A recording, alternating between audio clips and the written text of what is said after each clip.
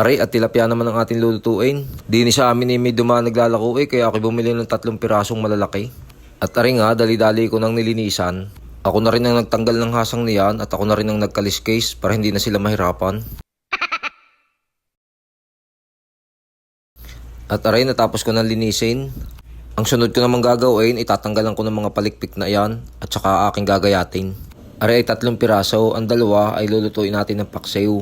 At ang isa naman ay pipirito natin. Masarap din ang pinirito na rin malalaki. At aray na ang ating tilapia matapos natin linisin at gayatin. At din naman ay maghahanda tayo ng mga panlahok natin gagamitin. Nagayat ako ng luya, sibuyas, bawang at lalagyan natin ng siling green at saka pamintang buo. At din naman sa kawali ay ilalagay natin yung kalahati ng ating ginayat. Yung mga sibuyas, bawang at saka ang luya. Pagkatapos ilalagay na natin yung ating tilapia. Yan nga pala ay pinagdalawa ko laang, hinati ko lang sa gitna. At ilalagay naman natin sa ibabaw ang ibang natitira natin panlahok. Yung luya, sibuyas, bawang. At diyan nga ay naglagay ako ng pamintang buo. Aray nakabalot sa plastic, tig-pipiso, 3 piraso. At lalagyan din natin ng siling green. Siyempre, lalagyan natin ng pampasarap. Maglalagay na rin tayo diyan ng suka. Aring 100 ml ay natiran lang ng kaunti. Maglalagay din tayo diyan ng kaunting asin.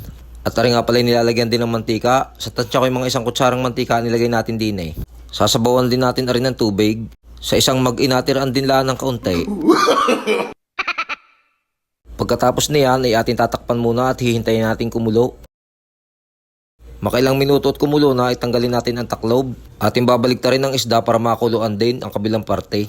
Kung kayo magbabaligtad ng garning isda ay dadahan-dahanin nyo at gumamit kayo ng gayantong. At baka madurog, kalambot. At sa mga gusto pong magluto ng garning luto, ay pwede nyo po aring gayahin. At kung kayo po ay may idadagdag pang pwedeng ilahok din para sumarap ay pwede naman po. Aray sarili ko lamang pong bersyon ng pagluluto ng paksiw, ibinabahagi ko po sa inyong lahat at baka sakaling magugustuhan nyo. At matapos kong baligtarin muna aray titikman ko muna. Sa tingin ko'y kinulang pa sa alat kaya maglalagay tayo ng konting patis. Dahil hindi pwedeng haluin at madudurog ang isda ay kakalugin na lang natin. Tatakpan ko muna at mga ilang minuto iluto na yan.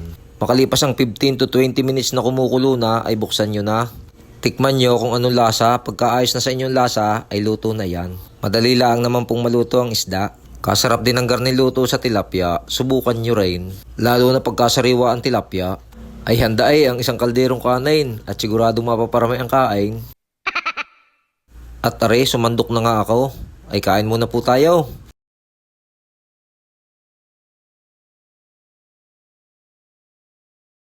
Ay siya, hanggang dito na lamang po muna ang bidyong ito. Sana po may natutunan kayo sa lutong aray. Maraming salamat po. God bless.